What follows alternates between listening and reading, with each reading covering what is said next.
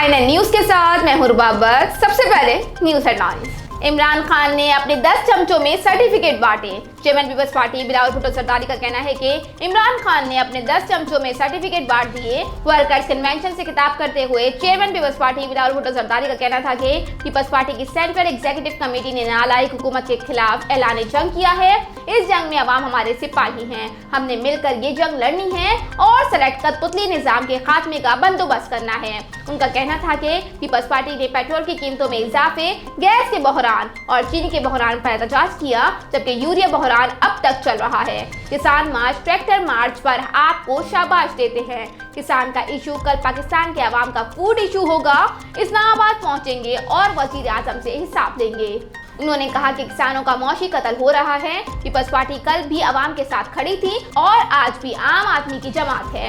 एहतजाजी मुहिम को नए मरहले में दाखिल होना है। महंगाई, बेरोजगारी और गुर्बत आज है तो कल तक कैसे इंतजार कर सकते हैं। चेयरमैन पीपल्स पार्टी का कहना था कि 27 फरवरी करीब है। हम 27 फरवरी को कराची से निकलेंगे, GT रोड से गुजरते हुए इस्लामाबाद पहुंचेंगे और वजीर आजम से हिसाब लेंगे। मुल्क की तकदीर बदलने और पाकिस्तान बचाने के लिए निकल रहा हूं।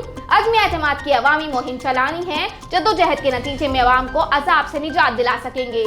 जरदारी और आसपा पाकिस्तान में मौजूद हैं, पकड़ सकते हो तो पकड़ो। उन्होंने कहा कि तब्दीली के नाम पर तबाही की जा रही है। माजी की करप्शन का लागा लापने के अलावा कोई बात नहीं हो रही। तारीख की सबसे बड़ी करप्शन खान साहब ने की है। हमें और हमारे मुखालिफ को चोर कहता था, किसी को नहीं छोड़ना था। मेरे ख्याल में खान साहब ने हर किसी को छोड़ दिया है। हम तो कहीं भागे भी नहीं। जरदारी बीमारी के बावजूद पाकिस्तान की सरजमीन पर मौजूद है। आसवा भी मौजूद है। पकड़ सकते हो तो पकड़ो। आपने जो इल्जाम लगाया है हम उससे बरी होंगे। बिलावल भुट्टो का कहना था कि जिसने भी हम पर झूठा इल्जाम लगाया है उनको सजा याफ्ता होने का बोझ उठाना पड़ रहा है। जिसने भी बीवी पर झूठा इल्जाम लगाया वो साबित नहीं कर सका। मुशर्रफ भगोड़ा हो गया है। जो चोर चोर कहते नहीं थकता था, अब नया आया है जो चोर चोर कह रहा है। उनके साथ भी यही होना है। चीन का दौरा इतना कामयाब था तो सर्टिफिकेट कहां गया? उन्होंने कहा कि अज़्म एतमाद और इलेक्शन के वक्त नजर आएगा कि अवाम आपकी कारकर्दगी पर क्या राय रखती है। कराची का एक वजीर पहले नौकरी से निकाला गया, फिर वजारत से निकाला गया। अब एक वजारत में बैठकर काम कर रहा है। एक वजीर ने 90 दिन में सूबा देना था।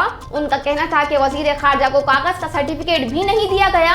ये मुल्तान से नाइंसाफी है। चीन का दौरा इतना कामयाब था तो सर्टिफिकेट कहां गया? खान साहब ने अपने 10 चमचों को सर्टिफिकेट बांट दिया है। काबीना के बाकी मेंबर पर खान साहब को एतमाद नहीं है। चेयरमैन पीपल्स पार्टी का कहना था कि बस बहुत हो चुका है, हमने जद्दोजहद करनी है। मार्च से पहले कामयाबी नजर आ रही है। मार्च शुरू होने से पहले एक विकेट गिर चुकी है। अज़्म एतमाद में थोड़ी तब्दीली नजर आना शुरू हो गई है। अज़्म एतमाद लाएंगे तो पूरे मुल्क को नजर आएगा कि कौन खान साहब के साथ खड़ा है। Naushahro Ruhul Abrar bureau chief, additional deputy commissioner Naushahro Asif Ali की ज़ेर सदारत राइट टू सर्विस खदमात की फराहमी कमीशन जिला नौशेरा की माहाना जायजा इजलास में DMO RTS जिला नौशेरा मैडम इरम, खिदमात फराहम करने वाले सरकारी महकमा जात के अफसरान और नुमाइंदे शरीक हुए। इजलास में माह जनवरी कारकर्दगी और ज़ेर इल्तवा केसेस को जल्द अज जल्द निपटाने के हवाले से तबादला ख्याल किया गया। सिंध हुकूमत का दीगर शोबों की तरह असातिज़ा को भी लाइसेंस जारी करने का फैसला। हुकूमत सिंध ने सूबे में दीगर शोबों की तरह असातिज़ा को भी लाइसेंस जारी करने का फैसला किया है। सूबाई वजीर तालीम सरदार शाह ने गुफ्तगू करते हुए कहा कि हुकूमत सिंध ने असातिज़ा को लाइसेंस जारी करने का फैसला किया है। दीगर शोबों की तरह असातिज़ा को भी लाइसेंस जारी होगा। सरदार शाह का कहना था कि तालीमी इदारों में अब सिर्फ लाइसेंस याफ्ता असातिज़ा ही फराइज़ अंजाम दे सकेंगे। ये licence Sindh teachers training authority जारी करेगी। सूबाई वजीर तालीम सरदार शाह का कहना था कि ये फैसला शोबा तदरीस की बेहतरी के लिए किया गया है। जद्दा हुकूमत का शहरियों की सहूलत के लिए बड़ा फैसला। सऊदी वज़ारत नक़्ल व हमल ने कहा है कि अल हमदानिया, अल सोलिहा, अल रहमानिया और अल फला मोहल्लों को जद्दा के मगरबी इलाके से जोड़ने और पैदल सड़क अबूर करने के लिए 4 ओवरहेड ब्रिज जल्द खोले जाएंगे। इस सिलसिले में बेशतर काम मुकम्मल हो चुका है और कुछ तकमील के आखिरी मराहिल में है। सऊदी ज़राए अबलाग के मुताबिक वज़ारत नक़्ल व हमल के एक अहदेदार ने बताया कि इन ओवरहेड ब्रिजों पर रहनुमा बोर्ड और इंतबाही बोर्ड नस्ब किए जा रहे हैं। सऊदी वज़ारत नक़्ल हमल के मुताबिक जनूबी हरमैन रोड से मशरकी मोहल्लों तक जाने वाला रास्ता मुकम्मल कर लिया गया है। वज़ारत नक़्ल हमल के अहदेदार ने बताया कि मुल्क भर में रोड सेक्टर की लॉजिस्टिक खिदमात और नक़्ल हमल की कौमी हिकमत अमली के अहदाफ की तकमील के लिए रास्तों का मयार बेहतर बनाया जा रहा है। उन्होंने कहा कि 2030 तक सऊदी अरब को रोड स्टैंडर्ड्स गिराफ की फहरिस्त में 6 नंबर पर लाने का मंसूबा है। रोज़नामा मेरा मुल्क कराची, लाहौर, सरगोदा, इस्लामाबाद से बैक वक्त शाये होने वाला बड़ा अखबार पाकिस्तान के तमाम छोटे बड़े शहरों और तमाम न्यूज़पेपर स्टॉल पर दस्तयाब। आप आज ही पढ़ें रोज़नामा मेरा मुल्क। अमेरिका ने $4.5 अरब के बिटकॉइन चोरों से वापस ले लिए। न्यूयॉर्क बिटकॉइन की सबसे बड़ी चोरी पकड़ी गई। अमेरिका ने $4.5 अरब के बिटकॉइन चोरों से वापस ले लिए। आखिरकार न्यूयॉर्क के नवा में रहने वाले मियां बीवी पकड़े गए। सोशल मीडिया पर बहुत ज्यादा मकबूल इस जोड़े के बारे में कोई भी नहीं जानता था कि ये दुनिया के सबसे बड़े चोर होंगे। 2016 में बिटफाइनेक्स एक्सचेंज से $623 मिलियन के बिटकॉइन चोरी हो गए, जिनकी तादाद 1,19,000 की लगभग थी। कई साल तक इस चोरी के वाक़े को दुनिया में ज्यादा अहमियत नहीं दी गई, लेकिन जो बिटकॉइन की कीमत बढ़ी, ये वाक़या दुनिया की सबसे बड़ी चोरी बन गया। अमेरिका ने इसके खिलाफ तहकीकात शुरू की और बिलाखिर $4.5 अरब के चोर पकड़ लिए।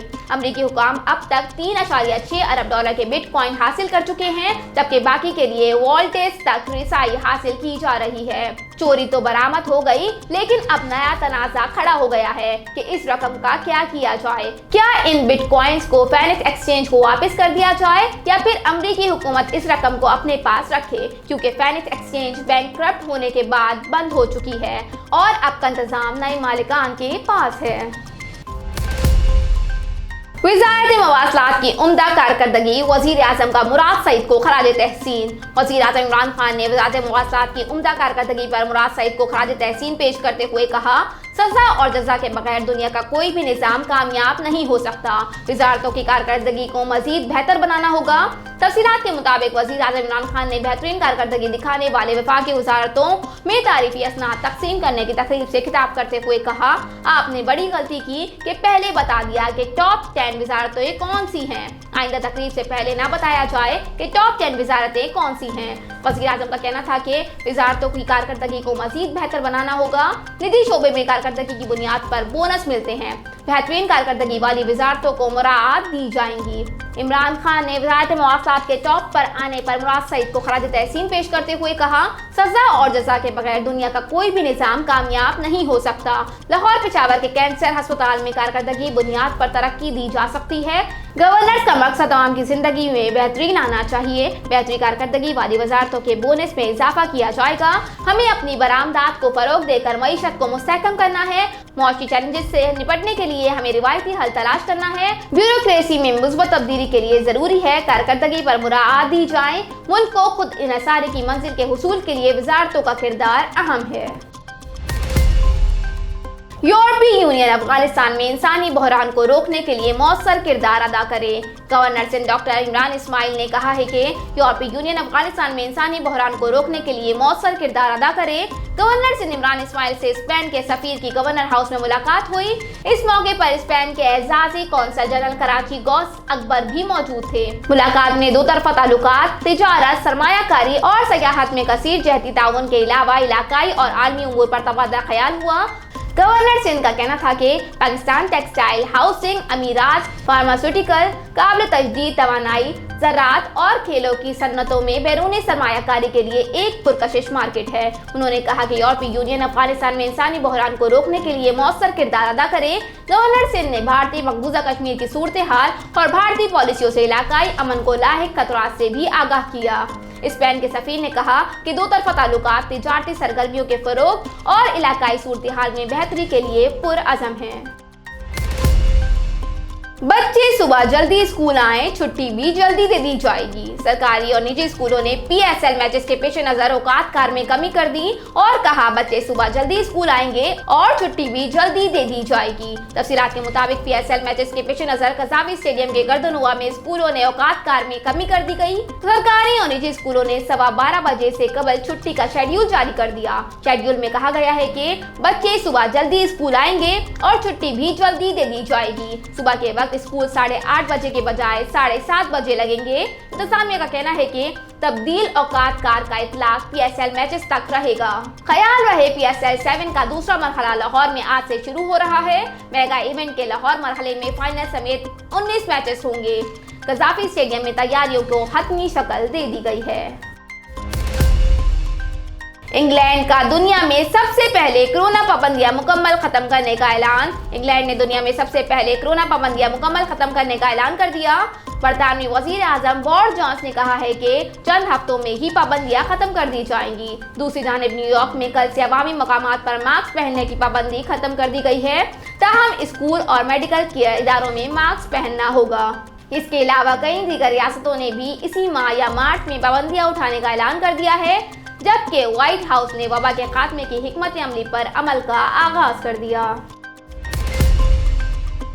हेडलाइंस आपने मुलाहिजा की। न्यूज स्टूडियो में फिल वक्त इतना ही। मजीद खबरों और अपडेट्स के लिए देखते रहिए RNN न्यूज। हमारे साथ रहिएगा।